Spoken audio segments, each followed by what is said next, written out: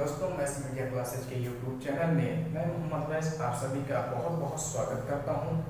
आज मैं उपस्थित हुआ हूं मैथमेटिक्स का एक बहुत ही शानदार चैप्टर के साथ, जिसका नाम है संख्या पद्धति। हम लोग अगर अंग्रेजी में उसे जानते हैं तो नंबर सिस्टम। तो दोस्तों, नंबर सिस्टम आपके एग्जाम से ओरिएंटेड जितने भी क्वेश्चन उठेंगे, एक दो प्रश्न जो भी उठेंगे, बहुत ही महत्वपूर्ण क्वेश्चन होंगे। आपको एक दो नंबर पक्का दिलाएंगे। आजकल जितने भी एग्जाम हो रहे हैं उसमें से नंबर सिस्टम से कुछ अजीब से क्वेश्चन पूछे जा रहे हैं। आप उन्हीं के साथ में आप लोगों को साथ शेयर करूंगा। आप लोग मेरे साथ बने रहिए, जिससे कि आप लोग नंबर सिस्टम यानी संख्या पद्धति आसानी से हमसे सीख सकें। चलिए हम स्टार्ट करते हैं नंबर सिस्टम। नंबर सिस्टम को अगर इंग्लिश में नंबर सिस्टम इसे इंग्लिश में कहा जाता है।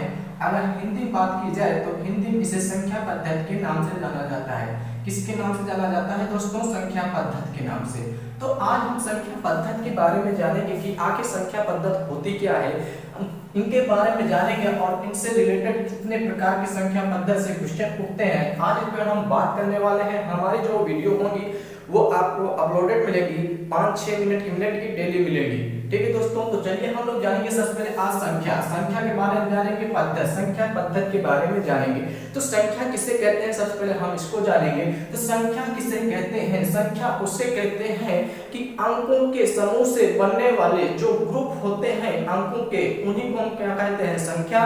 अंक किसे कहते हैं? जिन्हें बोलते हैं डिजिट। तो डिजिट को हम जानेंगे, जो संख्याएं हमारी 1 से स्टार्ट होकर जाके 9 पे एंड हो जाती है वही हमारी अंक होती है, यानी डिजिट होती है। अब इन्हीं के जो समूह होते हैं, इनके समूह से जो बनता है हमारा क्या बनता है बच्चों? ये बनता है संख्या बनता है। क्या बनता है? संख्या, जिन्हें हम कहते हैं नंबर। क्या कहते हैं बच्चों? नंबर। तो नंबर अब इनके समूह कैसे? जैसे यहाँ पे 1 है, अगर यहाँ पे 9, दोनों के अगर इनके समूह को कह दें, ये हो जाएगा 19 यानी 19। तो 19 कैसी है? हमारी संख्या है। क्या है? हम आशा करते हैं ये आप लोगों को समझ में आ गया होगा कि अंक किसे कहते हैं और संख्या किसे कहते हैं। तो चलिए हम संख्या पद्धति के बारे में बात करते हैं कि बेसिक चीज थी संख्या और अंक। तो बेसिक बात आप हो चुकी। अब संख्या पद्धति के बारे में पढ़ेंगे। संख्या पद्धति के कितने प्रकार होते हैं। तो सबसे पहले हम जानेंगे कि संख्या पद्धति हमारी जो होती है ये 2 प्रकार की होती है। संख्या पद्धति को 2 प्रकार में बांटा गया है, जिसका पहला नाम हम जानते हैं वास्तविक संख्या। क्या जानते हैं बच्चों? वास्तविक संख्या के नाम से जानते हैं। पहला होगा हमारा वास्तविक संख्या और दूसरा जो होगा हमारा काल्पनिक संख्या। क्या होगा बच्चों? काल्पनिक संख्या। अब हम जानेंगे कि वास्तविक संख्या हमारी क्या होती है और काल्पनिक संख्या क्या होती है। वास्तविक संख्या का अगर हम देखा जाए कि इसका जो अंग्रेजी होता है, इससे हम बोलते हैं रियल नंबर। क्या बोलते हैं बच्चों? रियल नंबर के नाम से हम इसको जानते हैं इंग्लिश में। और इसको अगर हम जाने कि काल्पनिक नंबर किसे कहते हैं, तो इसे हम इमेजिनरी नंबर से जानेंगे। इमेजिनरी नंबर से हम लोग जानेंगे। तो वास्तविक संख्या को अगर अंग्रेजी पूछी जाए तो बच्चों तो आप बड़े ही आसानी से बताएंगे कि रियल नंबर को हम बोलते हैं क्या? वास्तविक संख्या। और काल्पनिक नंबर को इमेजिनरी नंबर बोलते हैं। क्या बोलते हैं बच्चों?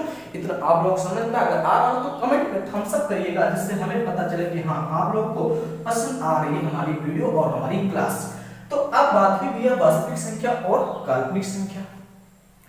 तब हम जाने कि वास्तविक संख्या आखिर वास्तविक संख्या क्या होती है और काल्पनिक संख्या क्या होती है। तो सबसे पहले हम पढ़ने वाले हैं वास्तविक संख्या। तो वास्तविक संख्या क्या होती है? वास्तविक संख्याएं वे संख्याएं होती हैं जिनका वर्ग करने पर, क्या करने पर? वर्ग करने पर वर्गफल हमारा क्या हो? पॉजिटिव हो, यानी धनात्मक प्राप्त हो, वही हमारी संख्या क्या होती है? वास्तविक संख्या यानी रियल नंबर होती है। जैसे हम लोग उदाहरण से समझते हैं, जैसे अगर ये हमारा है -2, ठीक बच्चों, -2 है। अगर पूछा जाए -2 हमारा वास्तविक संख्या है या काल्पनिक संख्या है, ये कैसी संख्या है? तो आप लोग ऐसे करिएगा कि अगर -2 का वर्ग करेंगे हम तो क्या होगा? ये माइनस हमारा पॉजिटिव में प्राप्त होगा, तो ये हो जाएगा 2 गुना 4, तो पॉजिटिव। अगर हमने बताया है किसी संख्या का वर्ग करने पर वर्गफल अगर हमको पॉजिटिव में प्राप्त होता है तो हमारी कैसी संख्या होगी? रियल नंबर होगी, यानी वास्तविक संख्या होगी। इतना समझ में आया? यस और नो? यस। तो चलिए फिर देखते हैं, अगर सपोज दे दिया जाए 4 का, 4 पूछ लिया जाए कि 4 कैसी संख्या है। अगर आपसे पूछ लिया जाए 4 की संख्या कैसी है, वास्तविक है या काल्पनिक है, तो 4 का वर्ग करेंगे तो हमें प्राप्त होगा 16। ये पॉजिटिव पहले से है, पॉजिटिव प्राप्त होगी बच्चों, ये हमारी क्या कहलाएगी, वास्तविक संख्या कहलाएगी। तो ठीक है, अगर मान लो 1.3 अगर पूछ लिया जाए बच्चों ये क्या है, वास्तविक है या काल्पनिक, तो आप बड़े आसानी से कह सकते हैं सर से इसका स्क्वायर करेंगे तो इसका स्क्वायर 13 का अगर स्क्वायर करें तो 169 होता है।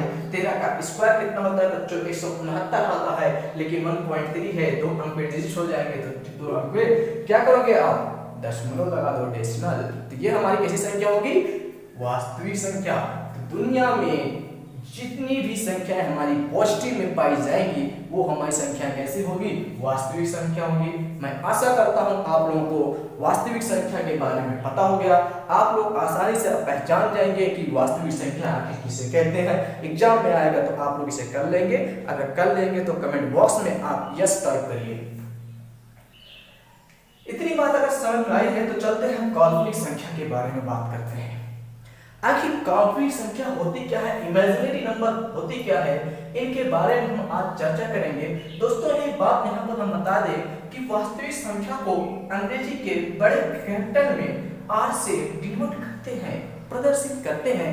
इनका भी बहुत अहम रोल है, क्योंकि कभी भी पूछ सकता है कि वास्तविक संख्या को अंग्रेजी के किस अक्षर में आप प्रदर्शित करते हैं, तो आपको 4 ऑप्शन दिए जाएंगे ए बी सी डी, जिसमें आपका रहेगा पहला स्मॉल आर, एक कैपिटल आर, एक हो सकता है आपको आर स्मॉल आर या फिर कैपिटल आर। तो आप आसानी से टिक करेंगे कि सर जी जो सेकंड नंबर यानी बी वाला है ये कैपिटल आर से हम लोग वास्तविक संख्या को डिनोट करते हैं।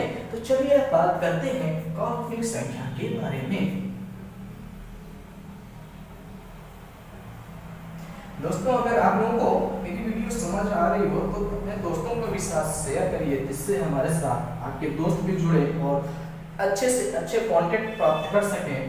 हमें भी एनर्जी मिलती है आप लोगों के लाइक और शेयर से।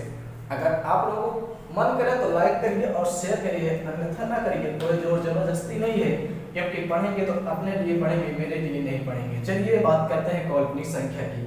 तो काल्पनिक संख्या के बारे में अगर हम बात करते हैं तो अब हमने पढ़ा कि किसी भी वास्तविक संख्या को पढ़ा कि किसी भी संख्या के वर्ग करने पर जो वर्गफल प्राप्त होता है वही हमारी क्या होती है, वर्गफल जो प्राप्त होता है वो पॉजिटिव होना चाहिए यानी धनात्मक में होना चाहिए, वही हमारी वास्तविक संख्या होती है।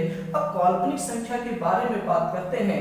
काल्पनिक संख्या बेहद आसान होती है, केवल 2 चीजें आप लोगों को नोटिस करना होगा, आपको नोट करना होगा कि अगर कोई संख्या कड़ी के अंदर लिखी गई हो, कोई संख्या हमारी कड़ी के अंदर लिखी गई हो और इनके साथ अंदर क्या लगा हो, माइनस चिन्ह लगा हो, क्या लगा हो बच्चों, माइनस चिन्ह लगा हो, तो ये हमारी कैसी संख्या होगी, काल्पनिक संख्या होगी। क्या होगी बच्चों, काल्पनिक संख्या होगी। क्योंकि चलते हम इसको देखते हैं, अगर अंडर रूट -4 का हम वर्ग करेंगे तो वर्ग करने पर केवल बच्चों कड़ी हटती है, ये ऋणात्मक चिन्ह नहीं हटता है, इसलिए इसका मान जो होगा -4 होगा, तो निगेटिव प्राप्त हुआ। इससे हमारी कौन सी संख्या बनी, काल्पनिक संख्या बोले, जिसे इंग्लिश बोलते हैं इमेजिनरी नंबर।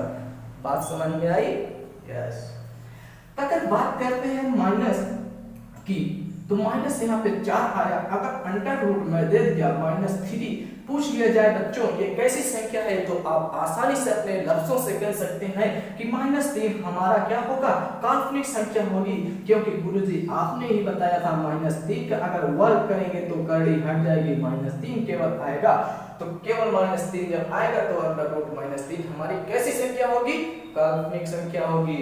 अगर बात करते हैं अब किसी संख्या में के साथ सपोज 3i आ जाए, क्या आ जाए बच्चों, 3i आ जाए, स्मॉल में i आ जाए, तो अगर इनका हम वर्ग करेंगे तो क्या होगा, कड़ी से कड़ी हटेगा तो 3i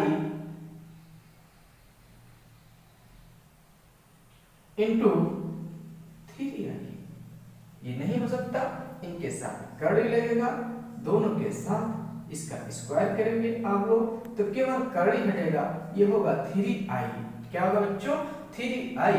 अब यहाँ पे i की मैं बात करूं तो i का जो मान होता है वो अंडर रूट -1 होता है, या फिर i स्क्वायर का मान जो होता है ये होता है -1। ठीक बच्चों, अब यहाँ से अगर i का मान पूछा जाए तो अंडर रूट -1 हो जाएगा, 3 अंडर रूट -1। तो ये हमारी क्या होगी?